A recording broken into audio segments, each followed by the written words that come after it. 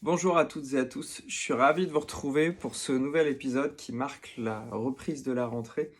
Et je voulais profiter de cet épisode pour faire un petit peu une rétrospective sur le bilan de cette première année de mon Drive Commerçant. On a fêté les 1 an du projet euh, le 22 juillet dernier, donc c'est assez récent. D'ici là, j'ai eu la chance de prendre 3 semaines de vacances qui m'ont fait énormément de bien.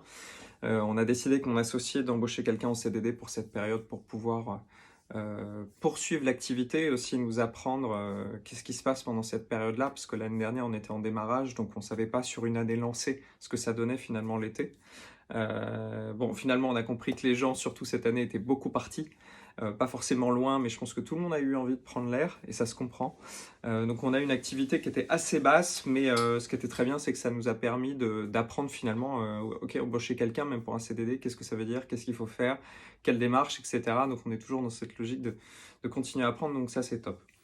Donc pour revenir sur ces 1 an, il y a différents points que j'aimerais partager avec vous.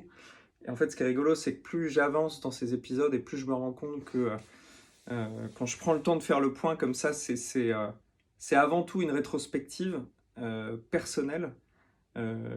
J'attends pas forcément des retours de tout le monde, mais en fait, ce qui est hyper intéressant, c'est que ça me permet, moi, de prendre un peu de recul et de faire le point. Et donc, quel meilleur moment que l'anniversaire des 1 an de mon Drive Commerçant pour le faire. Donc d'abord, on va parler, je dirais, aventure humaine. Qu'est-ce que ça m'a apporté? Qu'est-ce que j'ai appris sur cette dernière année de se mettre à son compte et d'essayer de lancer son activité avec mon associé? J'ai évidemment d'abord beaucoup appris sur moi. Je sais qu'il y a... Enfin, j'ai toujours su qu'un jour j'allais entreprendre de manière, entre guillemets, un peu structurée. Pas en dilettante comme j'avais pu le faire un peu en parallèle de mes études. Mais plus j'avançais dans le temps, plus je passais par des entreprises, la plupart assez grosses, plus je me disais en fait, oh putain, lancer une boîte c'est énorme, faut des process partout, faut beaucoup de monde. Et en fait, ça commençait un peu à me faire peur. Et je me disais, ouais, mais en fait, non, lancer sa boîte, enfin, pour avoir tout de suite lancé une activité structurée, ça demande trop de ressources, trop de temps. Seul, je vois pas comment je peux y arriver.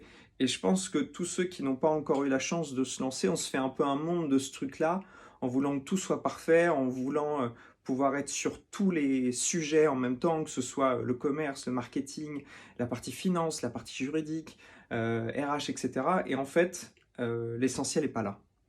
L'essentiel, ce que je me suis rendu compte quand on a une idée, et j'en ai beaucoup, c'est surtout de se dire, ok, comment je peux lancer cette idée de la manière la plus rapide possible, de la manière la moins dégradée possible, avec comme seul objectif de toucher ma cible. En tout cas, ce que je crois être ma cible dans un premier lieu. Parce que souvent, on se rend compte après que finalement, le produit ou le service tel qu'on l'a conçu ne répond pas forcément au premier segment de marché qu'on avait identifié, mais à travers modification ou pas, peut finalement s'adresser à d'autres parties du marché. Donc le premier objectif, c'est vraiment de se dire comment je peux toucher cette cible. Et comment j'ai fait quand j'ai lancé mon Drive Commerçant. Le premier truc que j'ai fait, c'est j'ai pris en 5 minutes, j'ai fait un mini site d'inscription en présentant mon Drive Commerçant sur un site qui s'appelle Card, CA2RD. En 10-15 minutes, le site était bouclé. C'était une landing page hyper simple. Je vous la mettrai en commentaire pour que ceux qui veulent puissent regarder. La proposition de valeur, un formulaire et je m'inscris. Et à la suite de ça, je m'en suis servi pour sponsoriser cette page-là en local, géographiquement sur Facebook. Je sais plus, j'avais dû mettre, je sais pas, 20 euros peut-être. Et de voir en fait avec le message que j'avais prédéfini, qu'est-ce qui se passait. Et en fait, bon, la chance qu'on a eue à ce moment-là, c'est qu'on a vu assez vite que on avait, enfin, a priori, on répondait à un besoin puisque en 48-72 heures, on avait, je sais plus, 50 ou 70 inscrits. Et d'ailleurs, on commençait à faire peur. Moi, enfin, ça m'a fait très peur et j'en dormais pas la nuit parce qu'en fait, je lançais mon activité la semaine d'après. Et je me disais, quand je vais envoyer mon fichier de commande à l'époque en Excel à tous ces gens-là, s'il y en a serait-ce que la moitié qui commande, je sais pas comment faire en fait. Parce que j'ai jamais été encore chercher une commande chez les commerçants. Enfin, tout était nouveau. Et donc, je me disais, putain, si demain j'ai 30 commandes à gérer, à l'époque, j'ai démarré à chercher les commandes avec une glacière électrique dans le coffre de ma Golf. Je vous raconte pas qu'aller chercher 30 commandes chez 5 commerçants, ça aurait été juste ingérable et je me serais cassé la figure très très vite. Fort heureusement, c'est pas ce qui s'est passé puisque la première semaine sur le premier créneau du vendredi de mémoire, on a eu 4 commandes, ce qui m'a déjà permis de faire des conneries. D'autres s'en sont suivis, donc c'est très bien finalement, il y a eu une montée en puissance progressive de ce nombre de commandes. Donc pour revenir un peu sur les chiffres maintenant, euh, en fait, on a eu une montée progressive jusqu'à, je dirais, la mi-décembre, juste avant Noël, avec des chiffres qui se consolidaient, c'est-à-dire qu'on était à 4 commandes la première semaine, aux alentours de 10 la deuxième. On passait des paliers petit à petit. En fait, toutes les 15 à 3 semaines, on passait des paliers, ce qui fait que notre minimum de commandes par semaine, on tombait plus en dessous. Et on a été jusqu'à 40 commandes au cumulé sur 2 créneaux. Parce qu'on a toujours, enfin, on a fait quelques modifs au fil de l'eau, mais on va dire que globalement, nos 2 créneaux principaux de retrait ont été les mercredis et les vendredis, c'est toujours valable aujourd'hui. Ce qui fait qu'on atteignait, voilà, au pic, je crois qu'on a atteint 45 ou 46 commandes juste sur la partie Mon Drive commerçant pur. Et donc c'était prometteur. On avait un gros palier à franchir parce qu'en fait, pour pouvoir commencer à pas juste à couvrir nos frais finalement, mais à pouvoir aussi espérer à moi et à mon associé, enfin à moi en priorité, me dégager un salaire, il fallait qu'on fasse un minimal double. Et ce qui s'est passé, c'est que donc voilà, jusqu'à la mi-décembre, on tournait ouais, entre 35 et 45 commandes semaine, depuis le début novembre environ. Et puis à Noël, ça a commencé à se casser la figure parce que les gens sont un peu partis en vacances, donc on a eu moins de monde. Et puis en début d'année, en fait, on avait signé une période de test de 6 mois avec 5 commerçants. Ceux qui ont vu les épisodes précédents s'en rappellent peut-être. On avait 3 qui n'avaient pas signé sur des offres importantes, fruits et légumes, viande et un peu moins important, partie cave, qu'on a remplacé au pied levé par d'autres offres. Mais du coup, dans la tête des gens, ils ont perdu quelques repères sur des produits. On avait étonnamment un boucher qui avait une gamme traiteur qui était assez formidable, où on avait beaucoup de clients qui avaient découvert ça et qui revenaient aussi sur ça. Et du coup, on n'était plus capable de leur offrir, notamment sur cette partie traiteur, vraiment quelque chose de similaire. Ce qui fait que début d'année, ça a marqué un gros coup d'arrêt. Je crois qu'on est tombé à une vingtaine de commandes par semaine, donc divisé par deux. Entre-temps, on avait construit avec notre partenaire dans le Nord, Michael, notre tout premier site de prise de commande. On a arrêté enfin le fichier Excel. Donc ça, c'était une sacrée étape. Ça nous a demandé des deux parties beaucoup d'heures de travail pour définir ce qu'on veut, le tester. Les premières semaines de lancement, surtout la première semaine, on a essuyé beaucoup de bugs. En fait, on avait voulu être un peu trop ambitieux dans la manière dans le tunnel client, laisser trop de liberté, ce qui fait qu'on s'en s'est mordu un petit peu les doigts parce que on perdait des paniers, etc. Mais on a beaucoup appris aussi sur ce moment-là, sur les limites de la technique et de nos connaissances par rapport à elle. Et après, on est reparti sur une version un peu plus light, mais au moins qui fonctionnait, etc. Et depuis, on est maintenant sur ce fameux site. Donc on a lancé ce site en début d'année avec l'espoir de se dire bah ok, on laisse de côté le fichier Excel qui était quand même une grosse barrière à l'entrée, c'est-à-dire qu'il fallait Excel sur son ordinateur parce qu'on ne pouvait pas la remplir depuis un téléphone ou une tablette, ou alors c'était très compliqué. Il fallait savoir se servir d'Excel, même si on l'avait fait le plus simple possible. Il fallait avoir envie de remplir le fichier, de le renvoyer, etc. Donc il y avait beaucoup de contraintes à l'entrée. On se disait avec ce fichier Excel, dans les bonnes semaines, on faisait plus de 45 commandes. Demain, en lançant le site, bah, en ayant quelque chose de simple comme ça se fait par ailleurs, on s'est dit bah on va retrouver nos niveaux de commande et on va enfin commencer à exploser quoi. Et ça n'a pas été le cas. Voilà, c'est là aussi où, où finalement ça nous a fait du bien de nous dire que on avait plus ou moins fait ce site gratuitement, évidemment avec l'aide de Michael, mais avec qui en contrepartie on aidait à se lancer, et que on avait testé finalement un premier pipe de prise de commande sur ce site, etc. Parce que je vous dis pas si on avait dépensé 20 ou 30 000 euros en agence et que les premières semaines on dépassait pas les 20 commandes, quand vous avez du coup le remboursement potentiellement du prêt pour cette agence et l'amortissement qui tombe tous les mois, et que les commandes ne sont pas au rendez-vous, je pense que là on aurait pris très peur. Mais heureusement, dans notre façon de procéder, on n'a pas fait comme ça, en tout cas pour le moment. Et donc du coup, on a eu une grosse partie de remise en question, de pourquoi ça marche pas, on a testé énormément de choses. Et au mois de... Donc là, on parlait du fin janvier. Globalement, au mois de mars, on en était toujours au même point. Donc du mal à repartir, à réatteindre des niveaux de commande. Entre-temps, on avait testé l'ouverture le mardi, au bout de 2 mois, on l'a fermé parce qu'en fait, ça générait pas assez de commandes.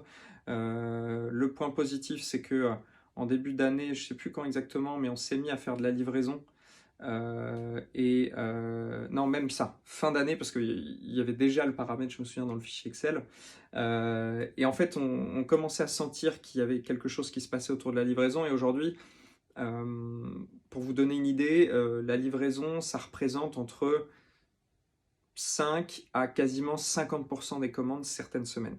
Mais il y a des livraisons quasiment toutes les semaines et souvent plusieurs.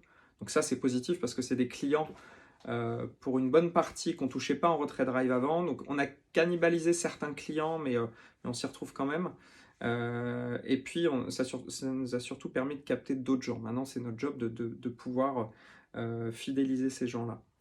Où on en est aujourd'hui, on n'est pas au niveau où on devrait l'être. Pour être complètement transparent, les semaines avant les vacances, on atteignait péniblement les 20-25 commandes, toujours sur 2 créneaux. Et là, on a commencé à se dire, ok, la partie particulier qu'on vise, on a du mal à la faire partir. On a dépensé pas mal en médias, notamment sur Facebook, etc. Mais on n'arrivait plus à avoir un rythme de recrutement aussi intéressant qu'au départ. Et puis on sait qu'on avait quelques points faibles dans notre offre, notamment dans la partie fruits et légumes. C'est-à-dire qu'aujourd'hui, on travaille avec un super commerçant de Nord qui travaille que du bio, mais qui aussi a une politique de prix qui est assez élevée. Et du coup, on a pas mal de clients qui nous ont dit, bah ouais, nous on était très contents de prendre les fruits et légumes avant chez vous avec notre ancien partenaire, mais là ça rentre dans une gamme de prix, on ne peut pas se le permettre tout le temps parce que c'est un peu cher. Donc du coup, c'est un point sur lequel on travaille et on aura une solution plutôt pas mal là-dessus à venir très vite. Mais donc du coup, ce que je disais avant les vacances, c'est que notre axe de développement est finalement le fait que Nord puisse être demain rentable.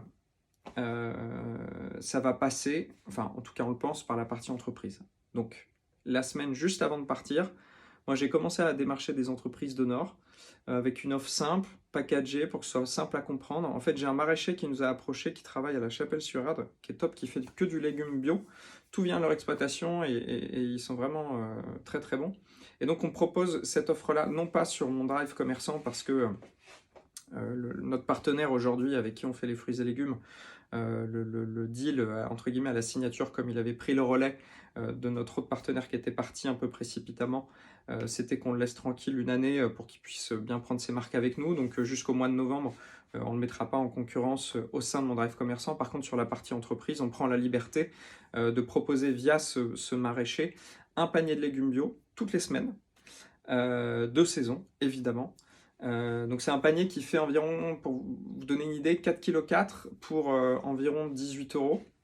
Donc c'est que du bio, donc franchement ça fait à peu près environ 4 euros du kilo. Donc vu ce qu'il y a dedans, c'est vraiment intéressant comme prix. Normalement ça se vend un panier comme ça au moins une vingtaine d'euros, voire 22 euros. Donc on a un prix qui est intéressant, un produit qui est bon. Et donc on a commencé à démarcher les entreprises. Il y a 3 premières entreprises qui ont passé commande chez nous. Donc on va les retravailler dès la semaine prochaine parce qu'on relance cette offre de panier la semaine prochaine avec eux. Et le but, ça va être voilà, de se développer dans différentes entreprises en rentrant par ce fameux format panier fruits et légumes facile à mettre en œuvre. Et l'étape d'après, pour les entreprises qui le souhaitent et à qui on le proposera, c'est de proposer là pour le coup carrément la livraison des courses comme on le fait aujourd'hui chez le particulier, mais en entreprise. Alors ça implique quelques contraintes logistiques, surtout sur le dépôt, d'avoir suffisamment de points de stockage en frais pour pouvoir accueillir les commandes des salariés, mais pour les entreprises qui auraient déjà des frigos en place, ça peut se faire. Donc c'est quelque chose sur lequel on va travailler, qui est assez prometteur, et donc on va travailler là-dessus à fond la rentrée.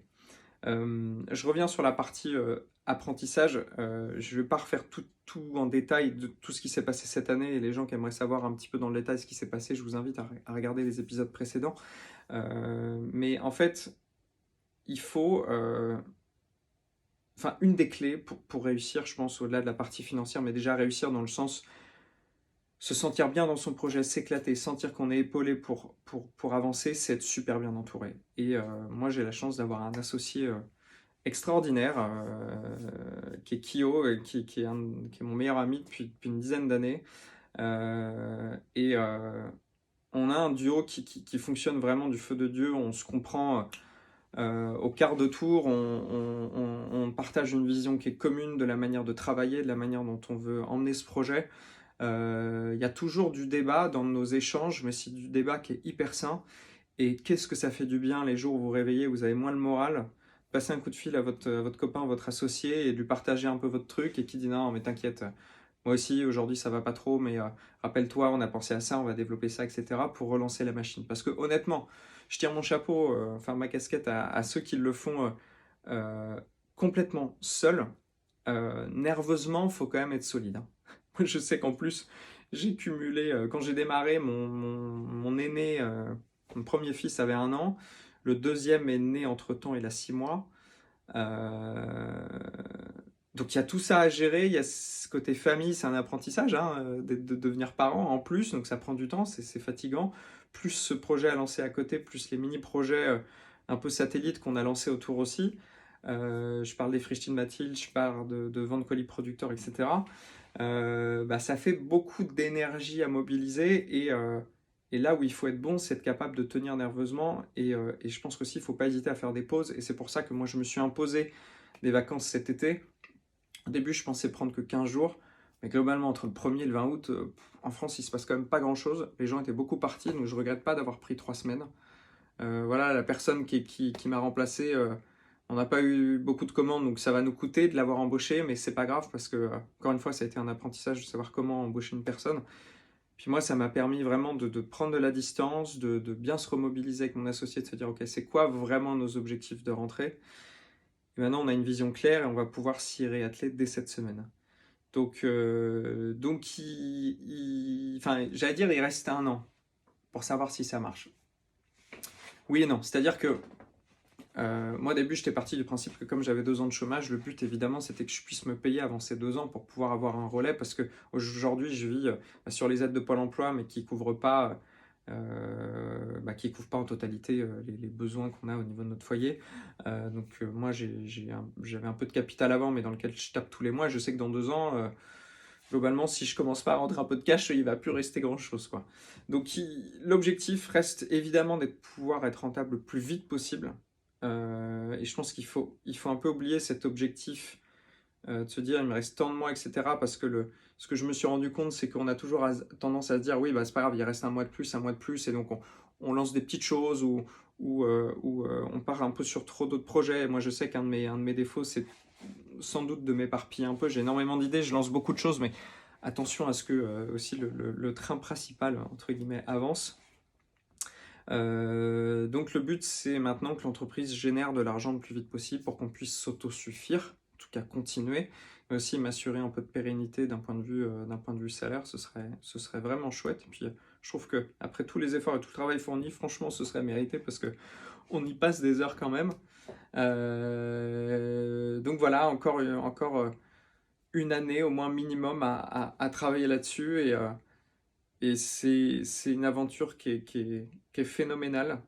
Euh, j'ai tellement appris sur moi, et notamment sur un point, et je pense que c'est un truc qui me fait hyper plaisir, c'est que depuis pas mal d'années, là, dans mes précédents jobs, je disais souvent à mes managers directs que j'avais envie de revenir à des fonctions commerce. J'avais eu la chance de faire un peu de vente dans des stages et dans mes tout premiers jobs, notamment sur la vente automobile, qui peut être en particulier des fois assez ingrate, mais c'est un truc qui m'avait beaucoup plu. Vendre, c'est un truc qui me plaisait énormément. Et là, depuis qu'on a démarré mon drive commerçant, bah, en fait, on n'arrête pas d'essayer de vendre le projet, que ce soit à des partenaires, que ce soit à nos clients, que ce soit maintenant à des entreprises. Et en fait, je me rends compte que c'est un exercice dans lequel je m'éclate, et a priori, je suis pas trop mauvais parce que à chaque fois que j'ai eu des négos à faire, bah, franchement, elles ont été plutôt bien menées. Donc en fait, ce côté-là, il est hyper épanouissant parce que là où je me disais, ok, j'ai envie de revenir à ça, mais je ne savais pas finalement est-ce que j'allais être bon, en tout cas au niveau où je le souhaitais. Et aujourd'hui, je le suis, et c'est génial parce que ça nous ouvre aussi des possibilités, notamment d'aller sur cette partie pure B2B, qui va être géniale parce que c'est un exercice dans lequel je m'éclate, je sais que j'ai une capacité à vendre une vision, une idée d'un projet qui est assez forte. Et aujourd'hui, c'est un gros point de différenciation quand vous arrivez en entreprise où il y a beaucoup d'offres. Les entreprises, elles sont énormément sollicitées par des offres diverses et variées de services en entreprise, etc. Et aujourd'hui, je vois que la façon dont on emmène le chose, enfin, dont on emmène notre solution, on arrive assez vite à faire la différence. Donc, on va essayer de capitaliser là-dessus, poursuivre là-dedans, pour pouvoir faire de belles choses cette année. Donc, voilà un petit peu un point à date. Il y a énormément de choses sur lesquelles on travaille. On a lancé aussi, tiens, notre nouveau site, entre guillemets, parce que même si la base technique est quelque peu similaire, l'apparence et la façon de naviguer sont assez nouvelles, donc je vous invite à aller faire un tour sur www.mondrivecommerçant.fr. On a revu en fait notre modèle de navigation, des messages, de comment je crée mon panier, ouais, on a bon espoir que ça permette de nous capter un peu plus de gens, en tout cas d'avoir une rétention meilleure par rapport aux visiteurs uniques sur le site. Donc ça c'est pareil, on va suivre ça de près. Puis voilà, enfin, il y a plein de choses qui vont arriver encore. Quand je vois tout ce qu'on a fait en un an, je me dis si on arrive à avoir autant d'énergie et à déployer autant de choses en au moins une année supplémentaire, je me dis qu'il n'y a pas de raison vraiment qu'on y arrive. Donc voilà, je prendrai le temps dans de futurs épisodes de vous parler de ces futurs projets qui vont venir jalonner ces prochains mois. Merci encore à toutes et à tous, franchement, de votre soutien, parce que je reçois énormément de messages de personnes qui partagent et qui viennent chercher des conseils ou qui simplement laissent un petit mot pour dire franchement bravo, c'est cool ce que vous faites. Et ça fait partie aussi du moteur énergique quotidien dont on a besoin, parce que je pense que des fois on va chercher plus de ressources qu'on en a. Donc voilà, c'est top. Juste un grand merci à tous. On se tient au courant pour la suite du projet avec plein de belles choses qui vont encore arriver. À très bientôt.